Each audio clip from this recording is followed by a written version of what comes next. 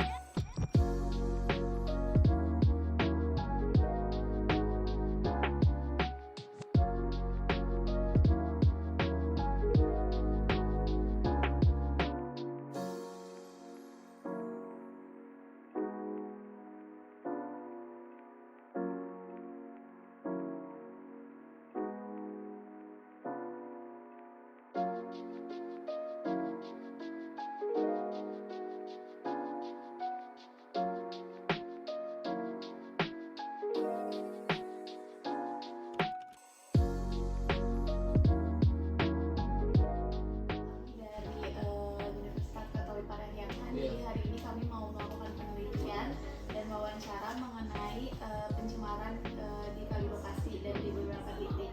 Perkenalkan, nama saya Muhammad Midan, biasa dipanggil Midan.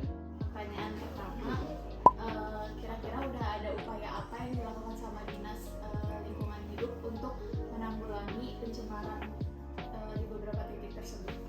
Khususnya di Sungai Kali Bekasi ya. Dalam prosesnya itu sungai itu kan memiliki kewenangan ya. Jadi khusus yang provinsi itu kewenangan sungainya itu yang melintas di antara 2 kabupaten gitu, atau di antara 3 kabupaten juga itu masih masuk kewenangan provinsi. Kalau untuk kewenangan kabupaten kota, sungainya itu yang berada di dalam kabupaten kota itu sendiri gitu. Kemudian yang menjadi kewenangan pusat atau KLHK ataupun instansi lainnya yang di pusat itu seperti BBWS dan lain sebagainya, itu yang melintas antara provinsi. Misalnya kewenangan yang provinsi salah satunya yang tadi Kali Bekasi ya, karena Kali Bekasi itu kan melintas pertamanya itu hulunya dari Kabupaten Bogor, kemudian masuk ke Kabupaten Bekasi gitu ya. Kemudian yang kewenangan pusat itu seperti yang Citarum antara melintas Jawa Barat dan DKI Jakarta. Selain itu juga seperti Citandoy antara Jawa Barat dengan Jawa Tengah gitu, seperti itu. Nah terkait pengendalian pencemaran yang dilakukan oleh Provinsi Jawa Barat di Das Kali Bekasi, sebetulnya namanya itu Das Kali Bekasi Cilengsi gitu, karena itu menyatu. Pertama itu kan hulunya itu di Kabupaten Bogor itu kan Cilengsi dulu, jadi dia masuk ke Kabupaten Bekasi, bertemulah dengan Kali Bekasi gitu. Jadi pertemuannya itu makanya tidak terlepas namanya itu Das Kali Bekasi Cilengsi gitu. Nah upaya Dinas Lingkungan Hidup Provinsi Jawa Barat sebetulnya sudah ada peraturan ya terkait pengendalian pencemaran lingkungan. Salah satunya itu ada Pergub 12 tahun 2013 di sini tentang baku mutu air limbah itu terkait 3 sungai. Salah satunya itu Sungai Kali Bekasi gitu ya.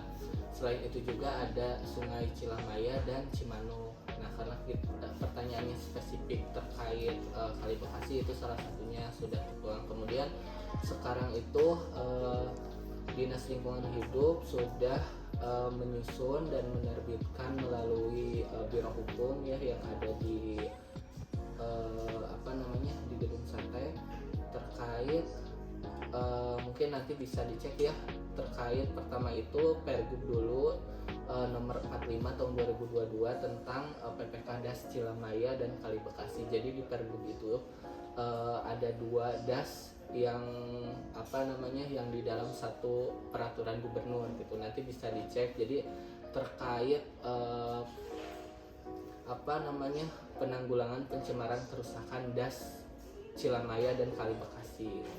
Kemudian di situ disusun terkait komandonya siapa dan lain sebagainya. Jadi bukan hanya Dinas Lingkungan Hidup Provinsi Jawa Barat saja yang menjadi penanggung jawabnya. Jadi komandonya itu ada di gubernurnya, kemudian sekdanya juga dan lain sebagainya, seperti penanganan sampahnya ada di Disperkim dan lain sebagainya gitu.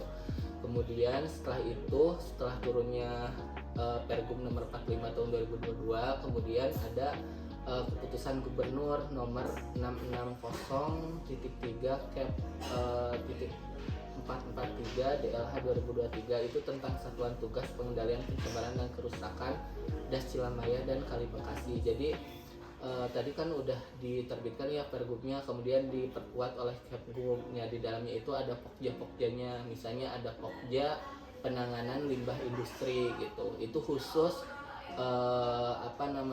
terkait penanganan limbah industri, baik industri tekstil, perhotelan, rumah sakit dan lain sebagainya gitu. Kemudian ada pokja penanganan lahan kritis, itu khusus pokja yang misalnya di daerah hulunya sudah kritis terkait lahannya. Jadi ada target yang dituangkan di dalam renaksi terkait misalnya penanaman pohon dan lain sebagainya gitu. Jadi ada beberapa pokja di dalamnya terkait pokja limbah domestik gitu, misalnya ketua pokjanya itu Dinas Perumahan dan Permukiman. Jadi khusus itu limbah-limbah yang dari perumahan gitu, kemudian dari pemukiman dan sebagainya yang jenis limbahnya itu grey water sama black water gitu. Selain itu karena ini kewenangannya provinsi juga, jadi kami melakukan pemantauan di beberapa titik. Saya cek dulu ya. Jadi melakukan pemantauan yang dilakukan setahun 3 kali di Das Cilengsi dan Kali Bekasi. Jadi kami itu menyebutnya itu dasnya itu Das Kali Bekasi dan Cilengsi ya. Nah di situ kami melakukan pemantauannya itu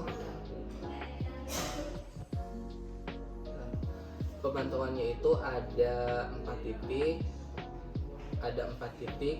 Yang pertama itu di Sungai Cilengsi ada dua lokasi Pekapuran sama Wanaherang. Kemudian ada di Sungai Cikeas, Citerep sama Bojongkulur untuk lokasinya. Kemudian Cikarang itu ada Jonggol sama Cikarang. Kemudian Bekasinya itu Margajaya sama Babelan gitu. Jadi totalnya itu data yang didapat itu 8 data gitu, dikali 1 tahun 3 kali, berarti ada 24 data hasil pengujian dari laboratorium. Nah nantinya itu pemantauan ini dijadikan sebagai indikator kualitas air gitu, yang disebut dengan IKA. Mungkin terkait pemahaman IKA nanti bisa dicek di Permen LHK nomor 27 tahun 2021. Jadi ujung-ujungnya itu terkait pengendalian pencemaran dan kerusakan di Das Kali Bekasi dan Cilengsi ini dilihat dari indikator IKA-nya nanti. Nah di dalam permen tersebut, Permen 27 tahun 2021 itu ada indikatornya, ada cemar ringan, cemar sedang gitu memenuhi, kemudian cemar berat. Nah nanti itu hasil pemantauannya itu ada formulasi perhitungannya berdasarkan indeks pencemar. Nah kemudian nanti bisa dilihat dari hasil pemantauannya apakah masuk cemar berat, cemar sedang, cemar ringan atau memenuhi gitu, sebagai evaluasi dari seluruh pokja nantinya yang sudah dilakukan gitu. Sebetulnya untuk Das Kali Bekasi Cilengsi ini kan baru ya, peraturannya juga 2022, kemudian turunan pergubnya yang tadi 660 itu juga tahun 2023. Jadi belum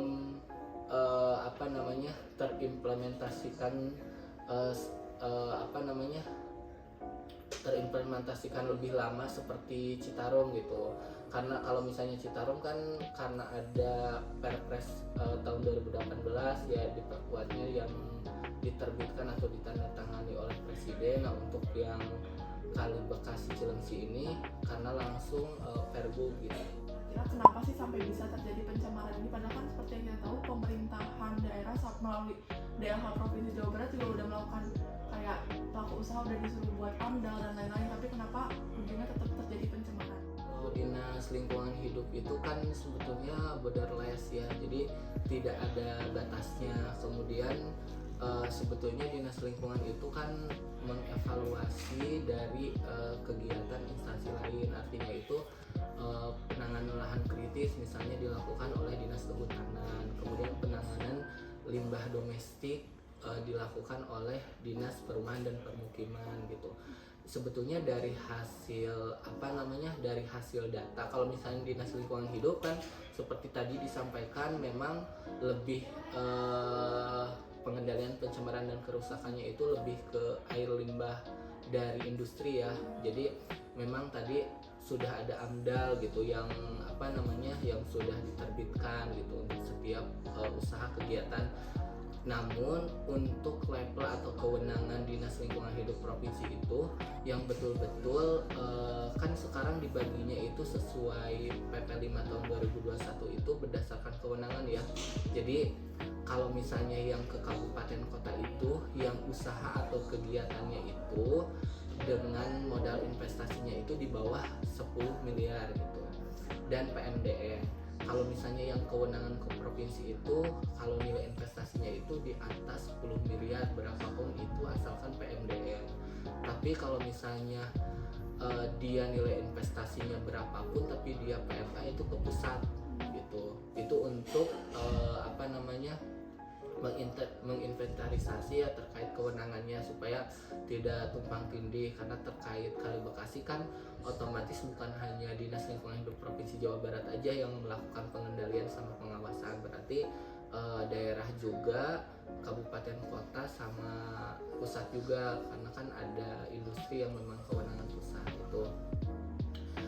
Kemudian selain itu juga di bidang 2 itu melakukan penilaian pengelolaan terkait kinerja perusahaan dalam bidang pengelolaan lingkungan. Jadi ada, kalau dari pusat itu namanya proper, kalau kami di sini juga mengadop dari pusat namanya itu properda gitu. Kalau misalnya proper itu sebetulnya itu kan dari pusat ya, yang sudah untuk usaha kegiatannya itu berdasarkan masukan atau dari daerah-daerah, misalnya dari provinsi ya, misalnya perusahaan X misalnya bisa didaftarkan menjadi peserta proper, tapi kami untuk menyaringnya itu melakukan properda. Jadi properda itu yang belum masuk proper gitu, jadi disaring dulu sebelum masuk propernas. Itu disaring dulu melalui properda. Kalau misalnya di properda provinsi itu berturut-turut 2 tahun biru, kami masukkan gitu untuk menjadi peserta proper di tahun selanjutnya gitu. Itu salah satunya. Kemudian selain itu juga kenapa terjadi terus ya pencemaran gitu, seperti yang tadi disampaikan, kalau misalnya dari indikasi kegiatannya itu kan, kalau misalnya perusahaan besar yang berdasarkan kewenangan provinsi itu kan pastinya memiliki dokumen UKL-UPL sama AMDAL, karena salah satu syarat utama gitu. Tapi tidak selalu UKL-UPL sama AMDAL, tapi syarat utama yang kewenangan provinsi itu di Permen 5 tahun 2021 itu harus AMDAL sama UKL-UPL. Nah, yang kecil-kecil ini yang sulit untuk diidentifikasi gitu, dan yang kecil ini rata-rata kan tidak sebaik perusahaan besar, dan kemampuannya itu tidak rata-rata tidak memiliki pengelolaan air limbah gitu. Dan sekarang juga untuk perizinannya itu yang kecil itu kan SPPL ya. SPPL itu seperti yang kita ketahui sekarang itu hanya beberapa lembar isinya, beda yang dokumen UKL-UPL sama AMDAL gitu. Misalnya perizinan atau sekarang namanya persetujuan teknis air limbah itu sebagai izin dari kepemilikan instalasi pengelolaan air limbah atau IPAL. Itu kan lebih rinci di dalamnya, kewajibannya dan lain sebagainya gitu. Kalau misalnya hanya SPPL saja kan dan dikeluarkannya hanya oleh OSS aja. Jadi di dalamnya itu hanya misalnya pelaku usaha dan atau kegiatan wajib melakukan pengolahan air limbah. Nah, pengolahan air limbahnya itu seperti apa gitu kan tidak tersurat dengan jelas gitu di dalam SKPL-nya, beda sama dengan persetujuan teknis pengolahan baku mutu air limbah. Kalau persetujuan teknis baku mutu air limbah itu puluhan halaman gitu, jadi lebih jelas IPAL-nya seperti apa, desainnya seperti apa. Berarti bisa disimpulin dok, kalau saya baca tuh di korannya, jadi dia bilang tuh ada indikasi kalau misalnya emang pencemaran itu berasal dari perusahaan-perusahaan besar. Nah, berarti kalau Di untuk korannya. menurut Dina sendiri, apakah benar pencemaran ini terjadi karena perusahaan-perusahaan tersebut tidak melakukan pengolahan baik.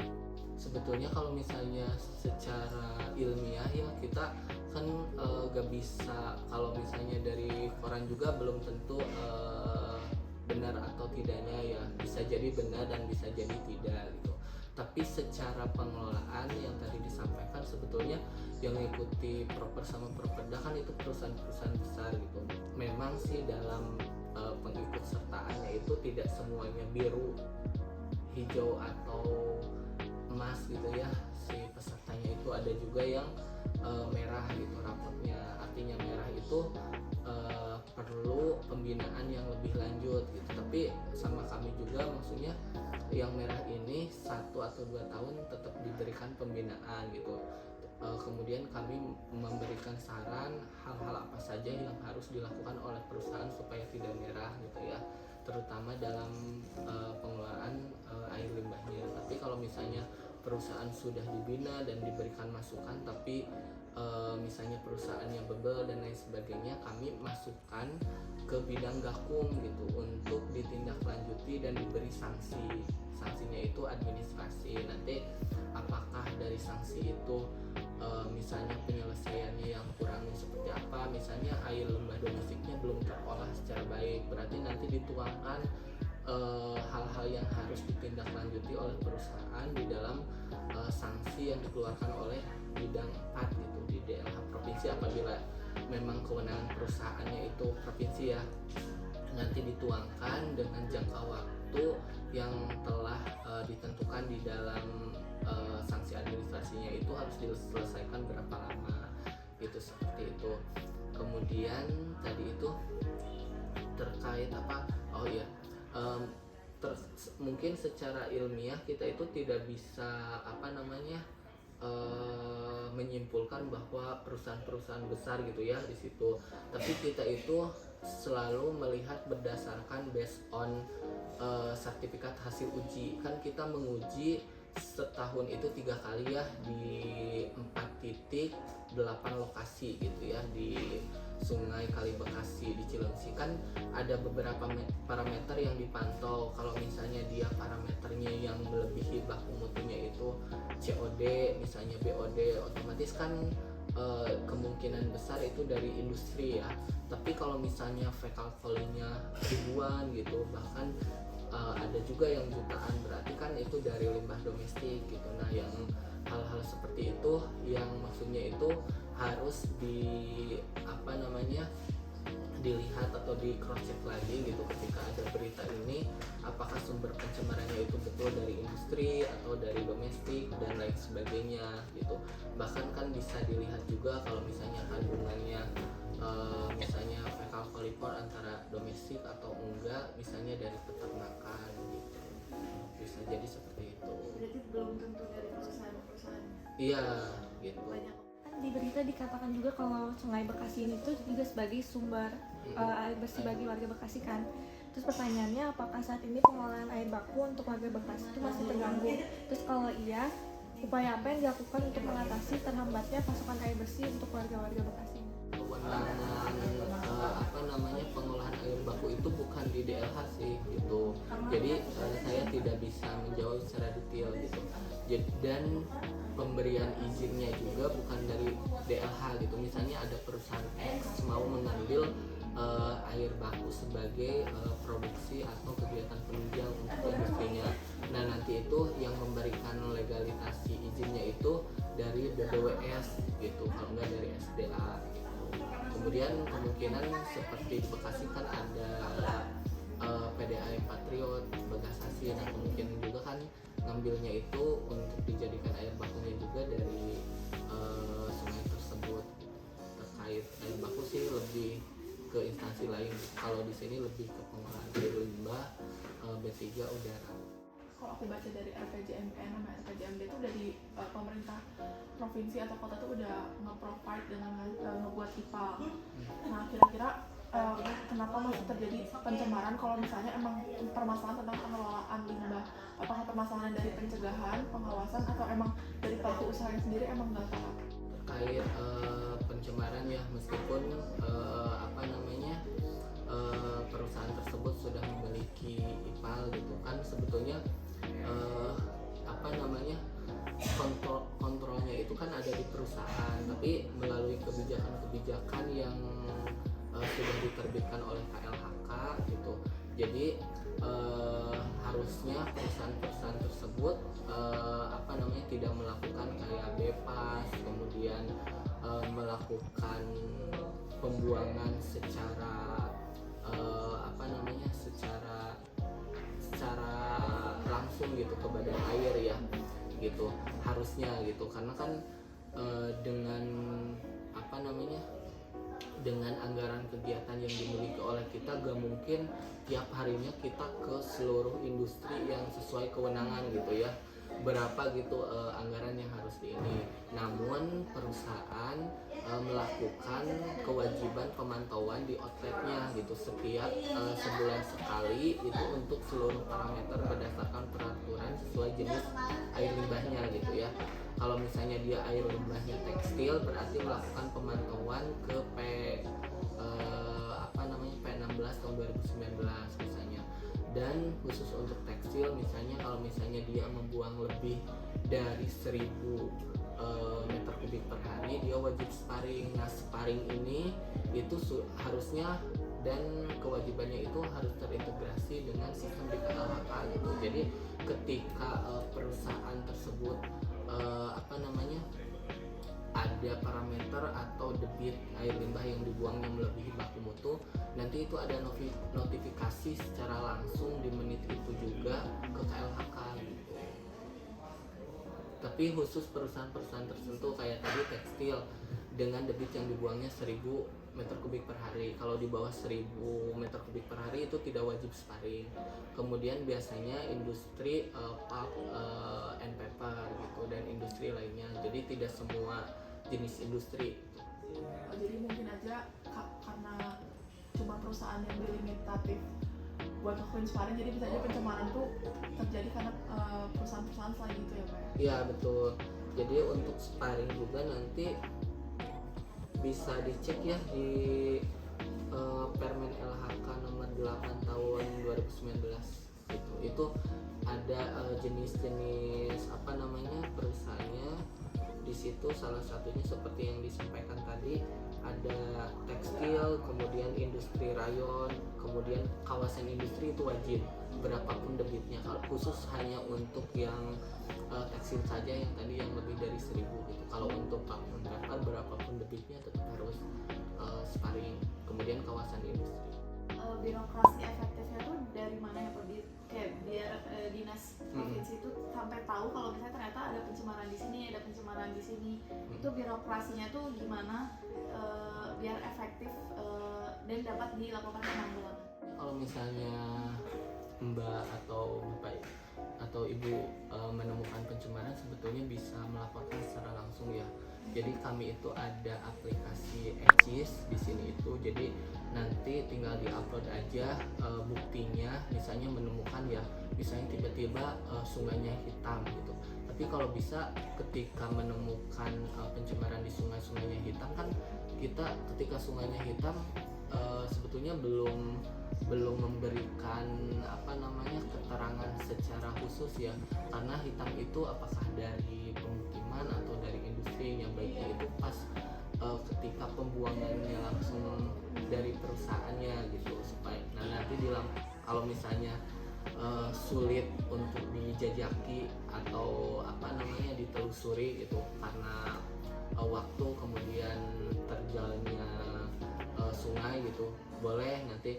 Nah nanti bisa dimasukkan ke aplikasi Ecis, di situ namanya siapa, terus harus ngupload KTP, tapi orang yang melaporkannya itu dilindungi oleh kami gitu. Jadi namanya itu nggak akan dipublikasi gitu. Seperti itu. Nah untuk terkait keefektifan kan tadi sudah disampaikan, jadi ada pergub yang diterbitkan tahun 2020, kemudian ada turunannya keputusan gubernur tahun 2023 ya. Nah akan dibuat berdasarkan Pokja yang tadi, jadi ada Pokja penanganan limbah industri, kemudian lahan kritis nanti untuk keefektifannya. Jadi setiap setiap kabupaten kota yang terlibat di Das Kali Bekasi seperti Kabupaten Bekasi, kemudian Kabupaten Bogor, nanti dimasukkan sebagai anggota Pokjanya. Misalnya limbah industri ketua Pokjanya DLH Jabar, berarti nanti anggota-anggotanya itu bisa dari dinas perindustrian, dinas UMKM gitu, usaha menengah kecil, karena kan bisa jadi ada usaha laundry gitu yang STPL dan lain sebagainya. Nah kemudian dari dinas-dinas tersebut, dari yang yang dibuat dengan Pokja tersebut, nanti menyampaikan rencana kedepannya selama mungkin 5 tahun, biasanya dibuat per 5 tahun atau 4 tahun, nanti dituangkan di dalam renaksi target-targetnya. Misalnya dari DLH Jabar misalnya akan melakukan pembangunan IPAL industri di mana misalnya ya.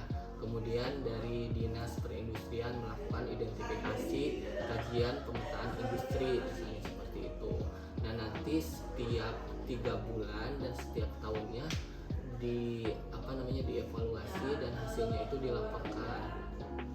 Jadi sebetulnya kegiatan ini lebih mengadop ke program Citarum Harum gitu, yang sudah berjalan. Jadi kan pembuatannya itu dari redaksi terlebih dahulu gitu.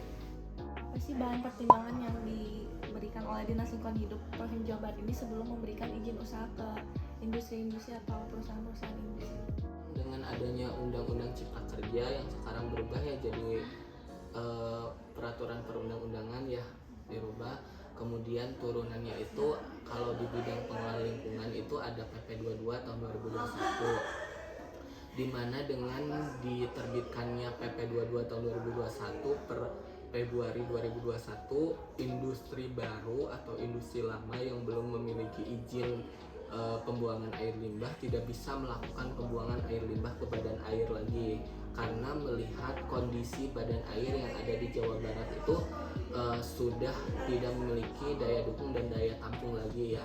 Misalnya yang sudah ditetapkan itu Sungai Citarum, Sungai Ciliwung kalau di Jawa Barat itu, sama Sungai Cisadane yang sudah ditetapkan daya tampungnya. Artinya perusahaan yang melakukan pembuangan di Das Citarum, misalnya perusahaannya itu ada di sini, ini kan masuk Das Citarum, jadi tidak bisa lagi nih perusahaan yang di sini buang ke Citarum karena tidak ada lagi daya dukung daya tampung, kecuali perusahaan yang di sini itu memiliki izin sebelumnya gitu.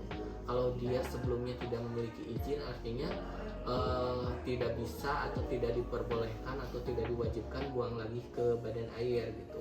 Nah, upaya apa yang dilakukan dengan adanya peraturan itu? Jadi perusahaan boleh buang ke lingkungan atau buang ke badan air, tapi misalnya dia kekeh ya buangnya teh pengennya ke badan air gitu, ke Citarum misalnya salah satunya. Nah perusahaan tersebut harus melakukan kompensasi. Artinya kompensasi itu bukan memberikan uang ke pemerintah, artinya itu kompensasinya itu dengan membuang beban dan debit sekian, dia harus menurunkan. Misalnya di sektor hulu sungai itu misalnya ada peternakan, jadi harus membuat IPAL peternakan gitu untuk menurunkan beban pencemaran dari peternakan. Jadi setimpal gitu dia buang, karena tidak memiliki izin ya buang 50 meter kubik per hari, dia juga harus bikin IPAL dengan debit atau beban pencemarnya itu yang sudah dihitung dengan rumus tertentu itu dengan debit yang sama gitu. Nah nanti dibikin IPAL di daerah atas gitu oleh perusahaan itu sendiri. Kalau misalnya kekeh ya perusahaannya pengen buang tapi daya tampung badan airnya tidak memenuhi, itu yang pertama. Tapi kalau misalnya perusahaan tersebut ya udah, misalnya daripada saya bikin IPAL di daerah hulu, misalnya saya lebih baik membelikan teknologi post treatment setelah dari pengolahan air limbah, misalnya dari IPA dia bikin lagi IPA lanjutan gitu. Nah si air limbahnya itu diolah dengan sedemikian rupa dan air yang dihasilkannya itu kualitasnya baik, misalnya digunakan lagi untuk proses produksi. Nah itu tidak perlu izin, yang penting tertuang di dalam AMDAL atau UKROPL gitu. Itu salah satu syarat. Dan kami itu lebih lebih mengapresiasi perusahaan seperti itu, karena selain air limbah yang diolah digunakan sebagai air baku kembali, jadi untuk meminimalisir penggunaan air tanah ya sama air baku dari sungai gitu. Kemudian yang ketiga, kalau misalnya perusahaannya memiliki lahan yang luas, misalnya seperti RTH-nya, boleh melakukan pemanfaatan air limbah untuk aplikasi ke tanah penyiraman gitu. Jadi air limbah yang sudah terolah nanti bisa diaplikasikan atau digunakan untuk penyiraman RTH-nya, tapi baku mutunya lebih ketat daripada baku mutu pembuangan. Misalnya baku mutunya kan ngacunya ke PP 22 tahun 2021 lampiran 6 kelas 4. Jadi artinya ke PP itu jadi tidak plek gitu ke lampiran 4. Jadi dengan pendekatan ke kelas 4. Artinya dengan pendekatan ke kelas 4 itu ada beberapa parameter yang diperketat. Misalnya di lampiran 4 itu di lampiran 6 itu kelas 4 itu kan misalnya fecal volley itu 2000 ya baku mutunya itu. Nah diperketat jadi 200 gitu, seperti itu karena digunakan untuk penyiraman. Kenapa digunakan lebih ketat? Karena hasil kajian dari KLHK gitu, dari akademisi dan tenaga ahli, bahwa untuk meminimalisir terjadinya pencemaran di bawah air tanah gitu. Khawatirnya nanti kan dengan baku mutu yang tidak lebih ketat artinya mencemari ke air tanah yang digunakan oleh masyarakat itu sendiri gitu. Tapi untuk yang aplikasi ke tanah itu ada kajian-kajian, jadi tanahnya juga harus dikaji apakah daya serapnya itu baik atau tidak dan lain sebagainya. Kemudian kalau misalnya perusahaan tersebut memiliki lahan yang kecil, dia bisa jadi pemanfaatan air limbah dengan keformasi tertentu. Jadi dia bikin pond, semacam pond lubang ya, pond, tapi untuk pondnya itu dikaji dulu antara debit air limbah dengan luasan kapasitas pomnya itu sendiri, volumenya. Cuma baku mutunya kalau itu lebih ketat lagi ke kelas 3 gitu. Seperti itu. Jadi ada beberapa opsi yang bisa dilakukan oleh perusahaan gitu mengenai ketatnya dan ketatnya peraturan baru ini. Kalau untuk pencemaran yang udah terjadi ini, apakah telah melampaui kadar zat yang diajukan sama peraturan menteri mengenai baku mutu air limbah? Misalnya di badan air udah pasti melebihi ya, dengan melihat keadaan badan air Kali Bekasi itu sendiri. Jadi salah satu syarat seperti yang tadi disampaikan, dengan melampauinya kadar atau parameter yang ada di dalam badan air Das Kali Bekasi atau Cileunci ini, jadi perusahaan tidak boleh lagi melakukan pembuangan air limbah ke badan air itu sendiri. Misalnya kan udah terjadi pencemaran dan mungkin diduga tuh pelaku usaha yang kecil yang bukan perusahaan besar. Nah kira-kira udah diberikan sanksi apa gitu buat dia mencegah pencemaran? Ya kalau misalnya diberikan sanksi, otomatis pasti ya diberikan sanksi. Cuma dalam pemberian sanksinya tersebut pastinya harus ditelusuri perusahaan mana yang melakukan pencemarannya gitu, seperti itu. Kalau misalnya dia kewenangan provinsi yang memberikan sanksinya provinsi, tapi ada juga misalnya yang ngadunya itu ke provinsi, tapi sebetulnya itu kewenangannya kabupaten atau KLHK. Jadi nanti tetap pertamanya itu sanksi administrasi dikeluarkan dulu oleh provinsi, nanti sanksinya itu didelegasikan ke sesuai kewenangannya gitu, seperti itu. Nah untuk sementara di dalam sanksinya itu menindaklanjuti hasil temuan-temuannya saja gitu. Tapi kalau misalnya kan udah dikasih tuh jangka waktunya ya, nah dari perusahaannya itu kalau misalnya proaktif dari kami maksudnya memberikan apa namanya, bukan keringanan gitu. Kalau misalnya proaktif kan misalnya ini sudah melakukan misalnya pengembangan atau perbaikan unit proses IPA gitu. Jadi artinya ada pelaporan dari usaha kegiatan terkait hasil temuan yang ada di dalam sanksi tersebut. Tapi kalau misalnya perusahaannya tidak melakukan perbaikan terhadap temuan, nanti bisa dinaikkan ke pengadilan gitu, jadi sanksi pidana gitu. Dan ada beberapa juga perusahaan yang kena gitu. Jadi nggak sebatas disanksi administrasi dalam bentuk kertas saja ya. Jadi kayak kalau misalnya kita waktu kuliah atau misalnya di sekolah mungkin teguran tertulis ya masuknya gitu. Jadi ada juga yang masuk ke sanksi pidana juga gitu.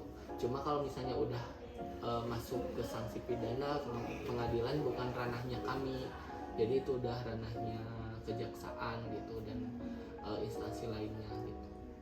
Kita sampai sanksi administrasi aja, cuma dijadikan sebagai ini apa namanya, sebagai saksi saja gitu pada saat itu. Udah Kak, segitu aja pertanyaannya. Makasih banyak udah mau diwawancara buat penelitian ini. Nah, itu dia hasil penelitian kami di Dinas Lingkungan Hidup Provinsi Jawa Barat. Terima kasih sudah menyaksikan. Dadah!